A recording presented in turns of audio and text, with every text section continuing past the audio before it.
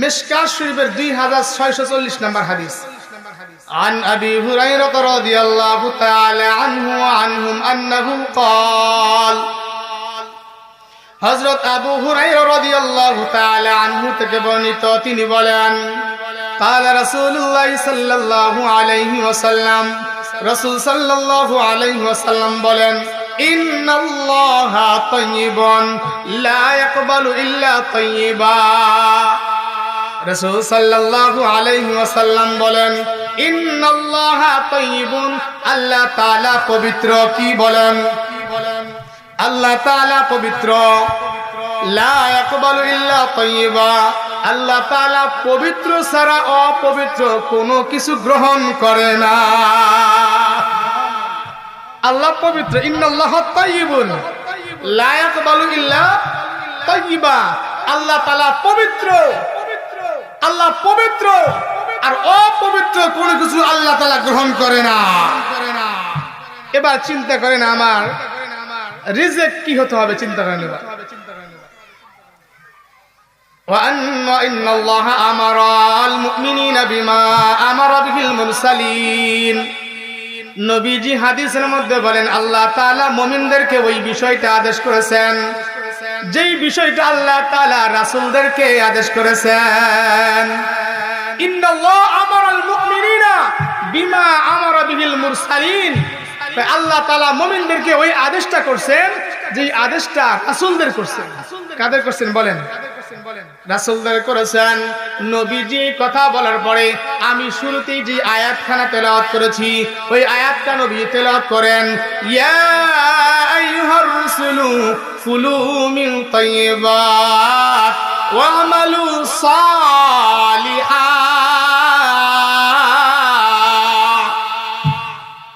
নবীজি তখন আল্লাহ পাকের আয়াতটা তেলাওয়াত করেন, হে দুনিয়ার রাসূলেরা, আপনারা হালাল রুজি ভক্ষণ করেন, হালাল খাবার গ্রহণ করেন, ওয়া আমালু সালিহা, এবং নেক কাজ করেন। فقال تعالى يا ايها الذين امنوا كلوا من طيبات। এরপরে নবীজি দ্বিতীয় আয়াতটি তেলাওয়াত করেন। আল্লাহ তাআলা মুমিনদেরকে বলেন, হে দুনিয়ার মুমিনেরা, তোমরা আমার দেওয়া রিজিক থেকে হালাল রিজিক খাও। আমার দেওয়া রিজিক থেকে হালাল রিজিক খাও। সুম্মা যাকারা, এরপর নবীজি একটা দৃষ্টান্ত উল্লেখ করেন। কি দৃষ্টান্ত?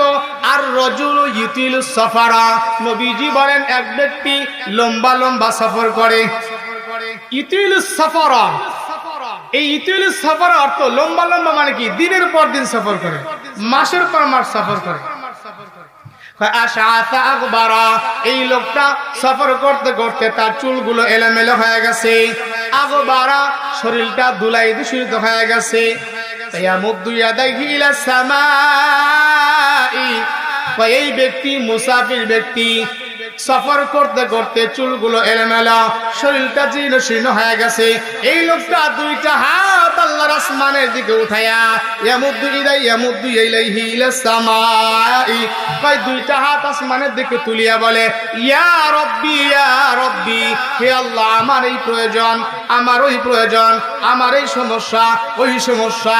একজন মুসাফির ব্যক্তি মুসাফিররত অবস্থায় আল্লাহর দরবারে হাত উঠাইয়া নিজের প্রয়োজনের কথা বলতেছে।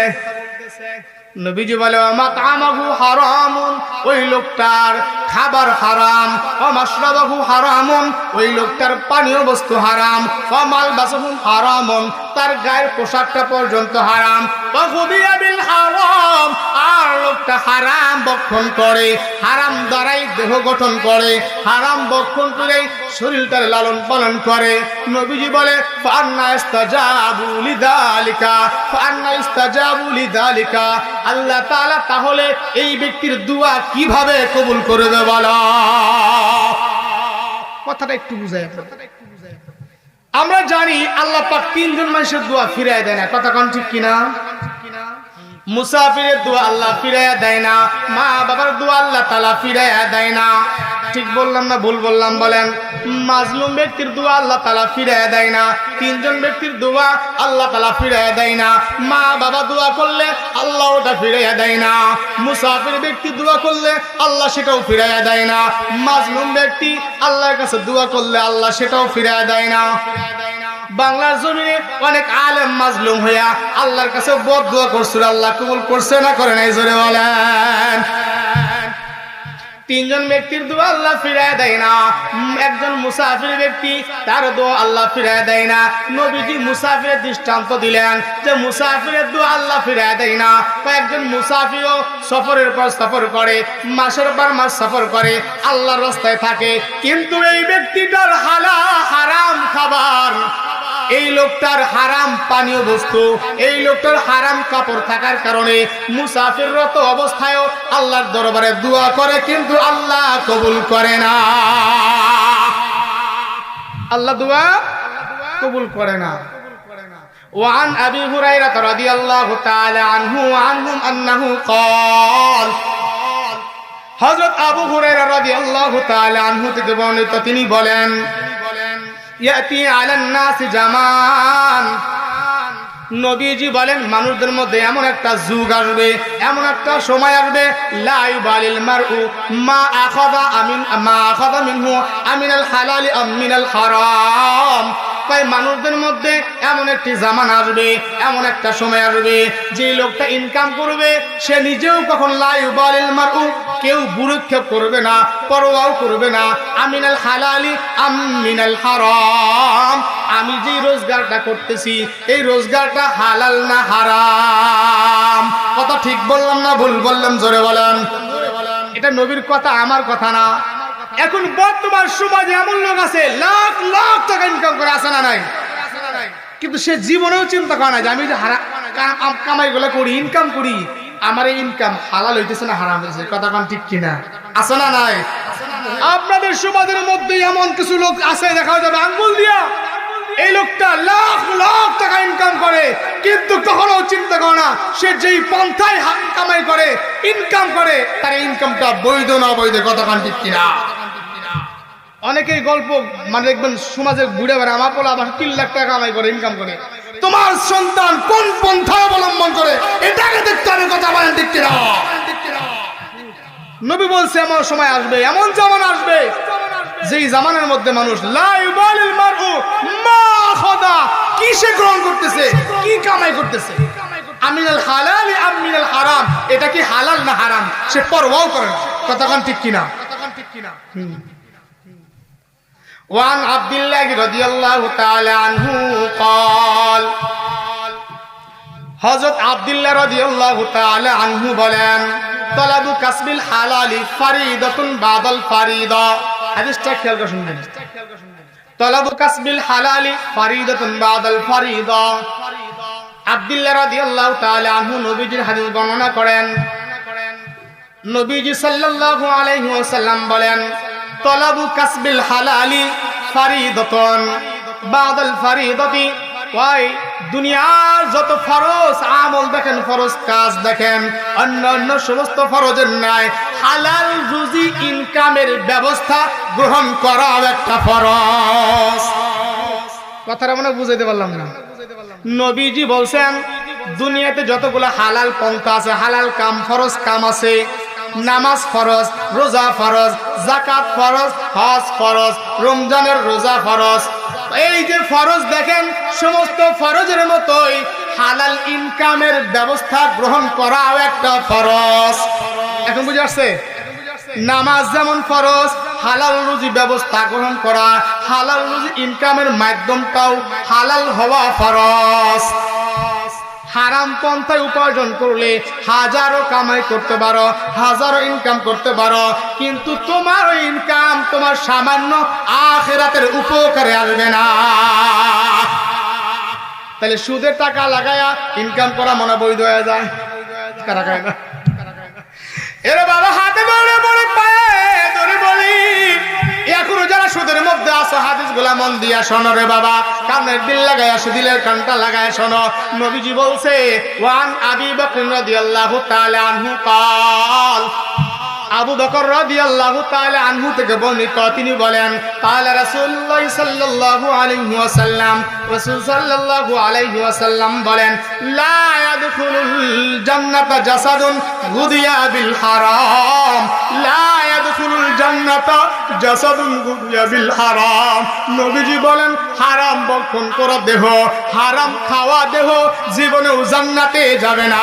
হারাম ভক্ষণ করার দেহ, হারাম ভক্ষণ করার শরীর জীবনেও জান্নাতে যাবে না। এবারে যারা সুদে খাও চিন্তা করো সুদে খাইবা কিনা। এবারে যারা হারাম পন্থায় টাকা ইনকাম করো চিন্তা করো হারাম পন্থায় টাকা ইনকাম করবা কিনা। ওয়ান ইবনে ওমর রাদিয়াল্লাহু তাআলা আনহু قال, ইবনে ওমর রাদিয়াল্লাহু তাআলা আনহু বলেন মানিশতারা সাওবান বিআশরাতি দারাহিমা, একজন ব্যক্তি 10 টাকা দিয়ে কাপড় কিনছে। কয় টাকা বলেন? বিআশরাতি দারাহিমা, 10 দিরহাম দিয়ে কাপড় কিনছে। ওয়া ফিহি দিরহামুন হারামুন, ওয়া ফিহি দিরহামুন হারামুন, তার মধ্যে একটা টাকা হারাম, তার মধ্যে একটা টাকা হারাম। ও মুসলমান, দিলের কানটা লাগায়া বয়ানটা শোনেন, দিলের কানটা লাগায়া নবীজির হাদিসটা, আল্লাহর নবীর সাহাবীর হাদিসটা শোনেন। কয় মানিশতারা সাওবান বিআশরাতি দারাহিমা, কয় একজন ব্যক্তি 10 দিরহাম দিয়ে কাপড় কিনছে।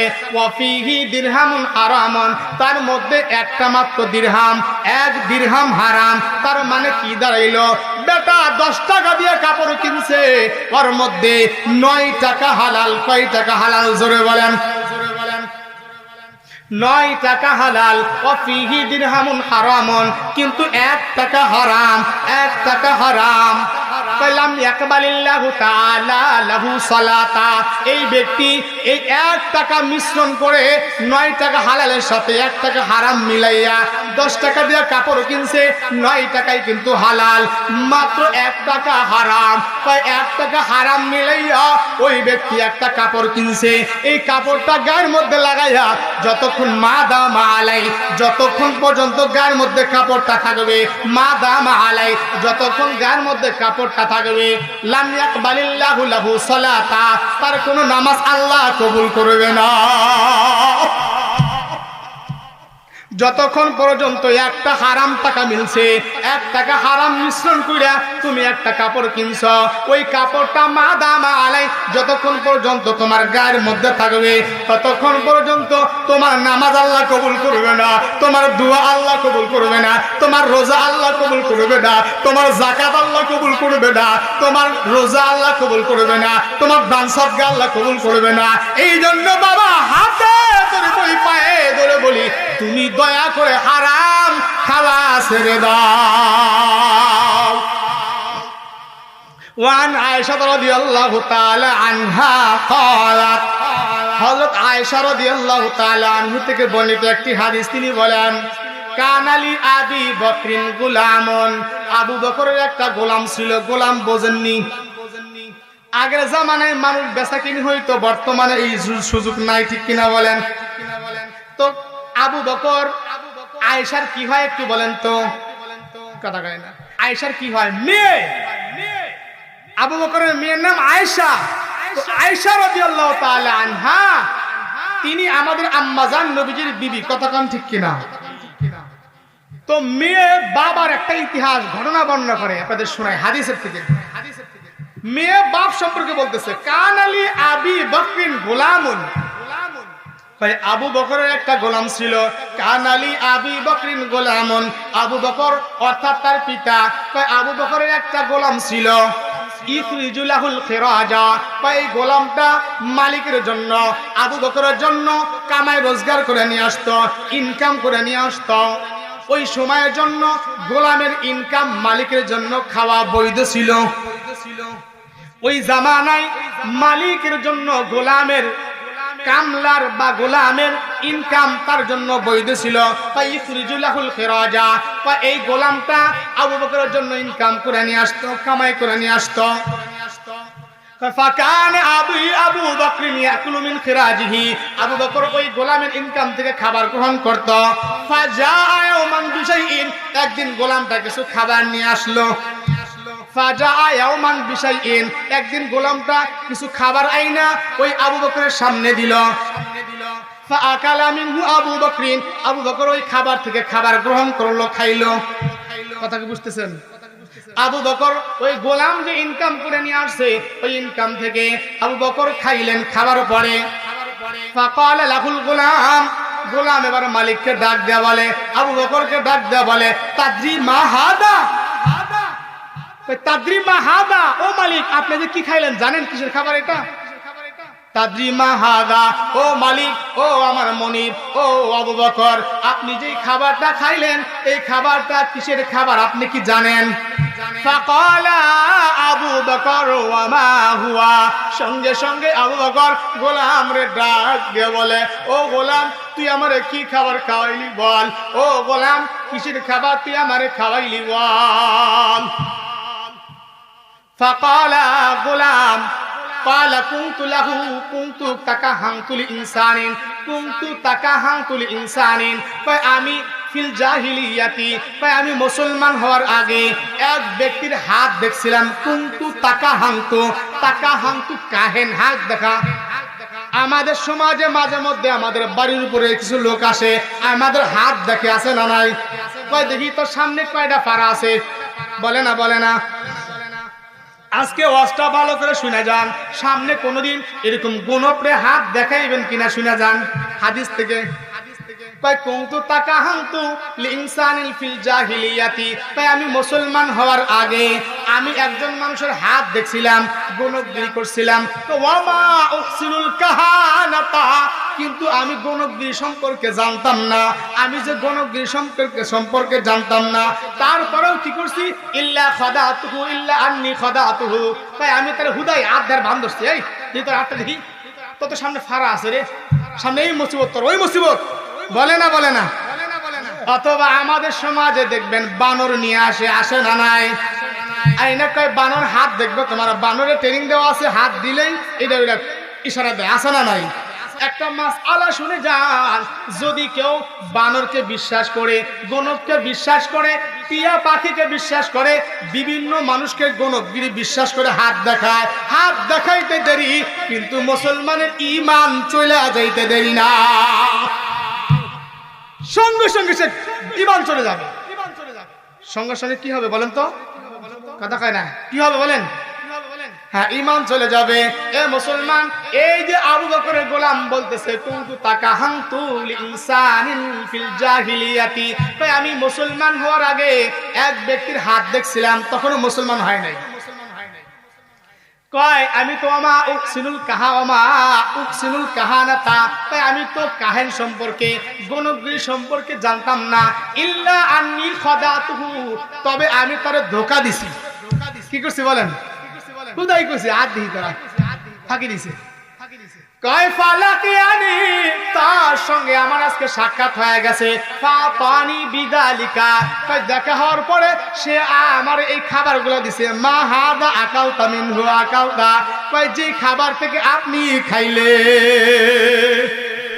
যে খাবারটা খাইলেন এটা ওই যে মুসলমান হওয়ার আগে এক বেটার হাত দেখছিলাম, গণকগিরি করছিলাম, ওই গণকগিরির বিনিময় ফালাকিয়ানি, আজকে তার সঙ্গে আমার সাক্ষাৎ হয়েছে। ফাতানি বিদালিকা, আর সে আমারে এই খাবারটা দিছে। মা হাদা ফাহাদাল্লাযী আকালতা মিনহু, যে খাবার থেকে আপনি খাইলেন। মালিক, আপনি যে খাবারটা খাইলেন এটা তো ওই যে মুসলমান হওয়ার আগে আমি একবার হাত দেখছিলাম, আমি গণকগিরি জানতাম না, তাও হুদাই তার ধোঁকা দিছি, দিয়ে হাত দেখছি। এতদিন পরে তার সঙ্গে আমার দেখা, ফালাকিয়ানি, তার সঙ্গে সাক্ষাৎ হয়েছে। ফাতানি বিদালিকা, সে আমার এই খাবারটা দিছে। ফাহাদাল্লাযী আকালতা মিনহু, যার থেকে আপনি খাইলেন।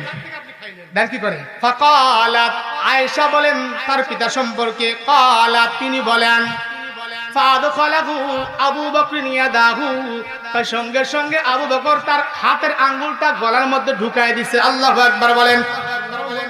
এ মুসলমান, হাদিসটা খেয়াল করে শুনবেন। সঙ্গে সঙ্গে আবু বকর তার হাতের আঙ্গুলটা গলার মধ্যে ঢুকায়া দিছে, গলার মধ্যে ঢুকায়া ফাকা কুল্লা শাইইন ফি বাতনি, কয় পেটের মধ্যে যা ছিল সব বমি কইরা বের করে দিছে, সব বমি কইরা বের করে দিছে। একবার চিন্তা করেন, আবু বকর আল্লাহর নবীর সাহাবী, সামান্য হারাম, কারণ গণকগিরি করে টাকা কামাই করা হারাম, জায়েজ নাই। গণকগিরি কইরা টাকা ইনকাম করে খাওয়া জায়েজ নাই, হাত দেখে ইনকাম করে খাওয়া জায়েজ নাই, বানর দিয়ে হাত দেখায়া ইনকাম করে খাওয়া জায়েজ নাই, টিয়া পাখি দেখায়া ইনকাম করে খাওয়া জায়েজ নাই। আবু বকর সঙ্গে সঙ্গে গলার মধ্যে হাত ঢুকায় দিলেন, আঙ্গুল ঢুকায় দিলেন, ফাকা বিকুল্লি শাইইন মা ফি বাতনি, তার পেটের মধ্যে যা ছিল সব সঙ্গে সঙ্গে বমি কইরা বের করে দিছে।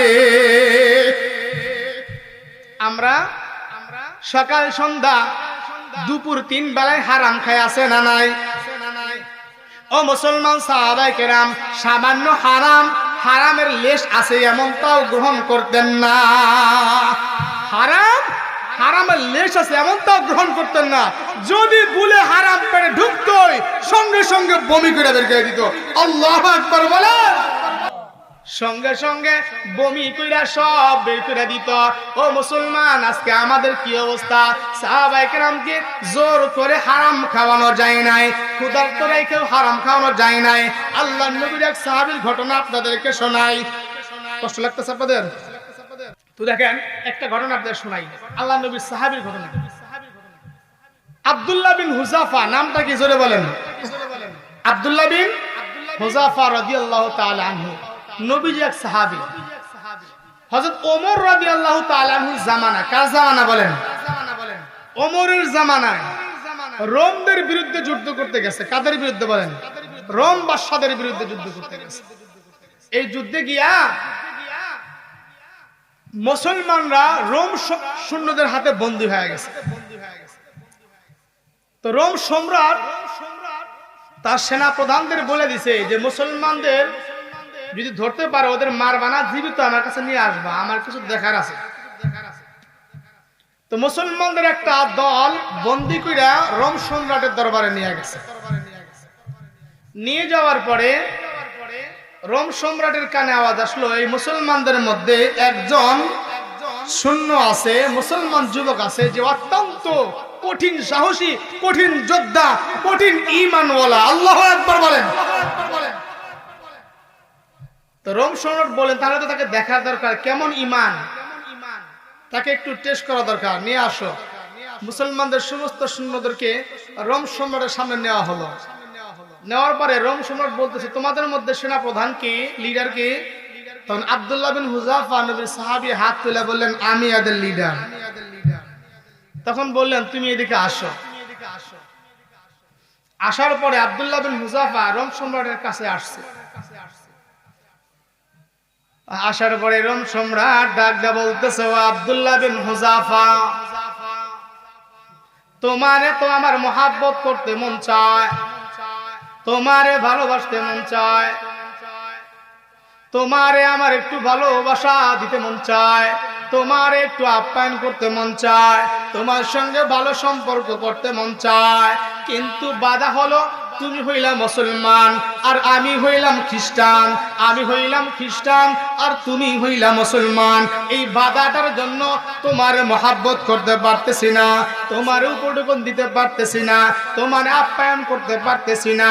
তবে শুনে দেখো আব্দুল্লাহ বিন হুযাফা, তুমি যদি খ্রিস্টান হয়ে যাও, তুমি যদি খ্রিস্টান হয়ে যাও, ইসলাম ধর্ম ত্যাগ করো, আমাদের খ্রিস্টান ধর্মে চলে আসো, তাইলে তোমাকে আমি আমার রাষ্ট্রের অর্ধেক তোমার নামে লিখে দিব।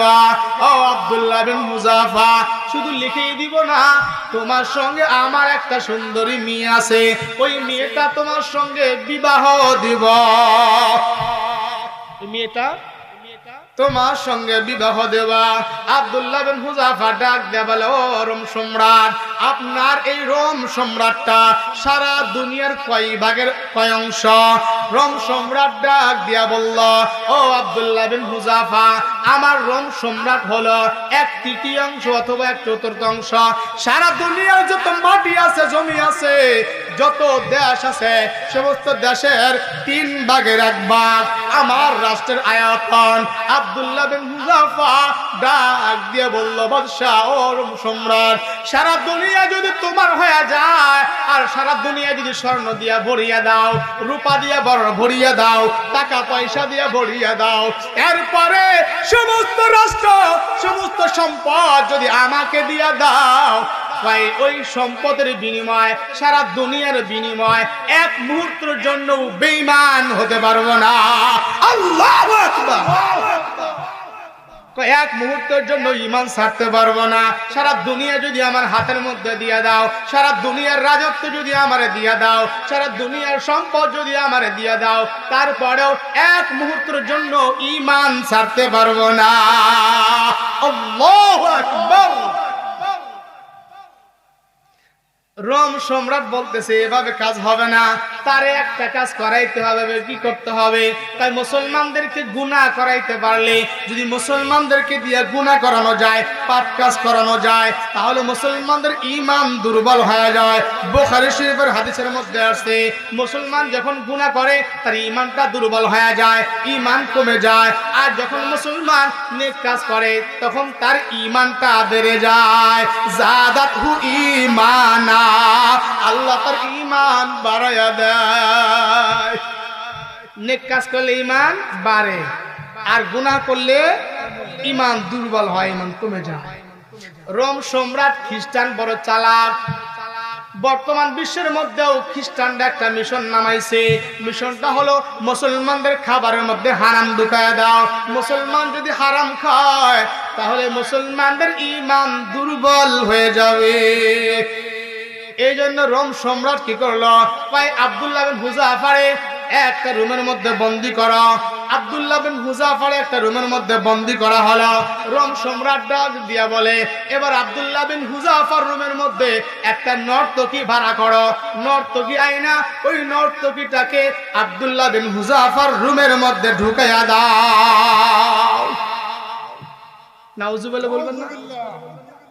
একটা নর্তকী ভাড়া করা হলো, খারাপ মহিলা ভাড়া করে আব্দুল্লাহ বিন হুযাফার রুমের মধ্যে ঢুকায়া ওই নর্তকীকে বলে দেওয়া হলো, ও মহিলা শোনো, তুমি যদি মুসলমান যুবক আব্দুল্লাহ বিন হুযাফাকে খারাপ কাজের মধ্যে লিপ্ত করাইতে পারো, গুনাহের কাজ করাইতে পারো, তোমাকে রাষ্ট্রের পক্ষ থেকে পুরস্কার দেওয়া হবে। রাষ্ট্রের পক্ষ থেকে পুরস্কার দেওয়া হবে। আব্দুল্লাহ বিন হুযাফা রুমের মধ্যে বন্দী। এই সময় ওই নর্তকী মহিলাকে ঢুকায়া দিল, খারাপ মহিলাকে তার রুমের মধ্যে ঢুকায়া দিল। আব্দুল্লাহ বিন হুযাফা নবীর হাতে গড়া সাহাবী, ওই মহিলাকে দেখে সঙ্গে সঙ্গে নামাজে দাঁড়ায়া গেছে। মুসলমান দাঁড়াইলে তো, মুসলমান নামাজে দাঁড়াইলে দুনিয়ার কোনো খেয়াল থাকে না, ঠিক কিনা জোরে বলেন? নামাজের মতো নামাজ পড়লে ওই বান্দা নামাজে দাঁড়াইলে দুনিয়ার কোনো খেয়াল তার মধ্যে থাকবে না। কেন কেন? তাই মুসাল্লি ইউনাদি রব্বাহু, মুসাল্লি ইউনাদি রব্বাহু। নামাজি তো নামাজের মধ্যে আল্লাহর সঙ্গে কথা বলে। আল্লাহু আকবার বলেন। নামাজি নামাজের মধ্যে আল্লাহর সঙ্গে কথা বলে। মুসাল্লি ইউনাদি রব্বাহু, মুসল্লি নামাজি আল্লাহর সঙ্গে কথা বলে। ও মুসলমান ইমানদার, মুসা পয়গম্বর তুর পাহাড়ে গিয়ে আল্লাহর সঙ্গে কথা বলতেন, ঠিক কিনা জোরে বলেন?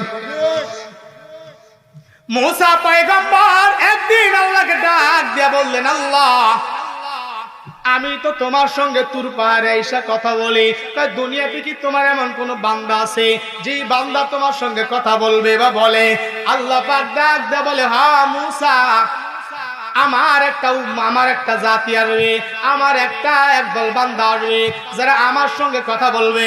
কয় তোমার মধ্যে আমার মধ্যে বাইনি ওয়া বাইনাকা হিজাবন, কয় তুমি আর আমি কথা বলি মাঝখানে পর্দা থাকে, বাইনি ওয়া বাইনাকা হিজাবন, তোমার মধ্যে আর আমার মধ্যে পর্দা থাকে, পর্দার আড়াল থেকে আমি তোমার সঙ্গে কথা বলি। কিন্তু আমার এমন একটা দল বান্দা আসবে যেই বান্দাগুলা আমার সঙ্গে কথা বলবে, আমার তার মধ্যে কোনো পর্দা থাকবে না। আল্লাহু আকবার। লা বাইনি ওয়া বাইনাকা হিজাবন, তাদের মধ্যে আর আমার মধ্যে কোনো পর্দা থাকবে না। মুসা পয়গম্বর বড় আশ্চর্য হয়ে গেলেন, আল্লাহকে ডাক দিয়ে বলে, আল্লাহ আমি ছাড়াও তোমার সঙ্গে জাতি কথা বলবে, আবার পর্দা ছাড়া এই জাতি কারা? আল্লাহ ডাক দিয়ে কয়, আমার প্রিয় হাবিব মুহাম্মদুর রাসূলুল্লাহর উম্মত। সুবহানাল্লাহ। মুসা পয়গম্বর বলে, আল্লাহ আমি তো তুর পাহাড়ে এসে কথা বলি, ওই বান্দারা কোন পাহাড়ে গিয়া তোমার সঙ্গে কথা বলবে? আল্লাহ পাক ডাক দিয়া বলে, ও মুসা তারা কোনো পাহাড়ে এসে কথা বলবে না, তারা কোনো পাহাড়ে এসে আমার সঙ্গে কথা বলবে না। তাদের বাড়ির পাশে আঙ্গিনায় মসজিদ থাকবে, ওই মসজিদের মধ্যে গিয়া নামাজে দাঁড়াইলেই বান্দা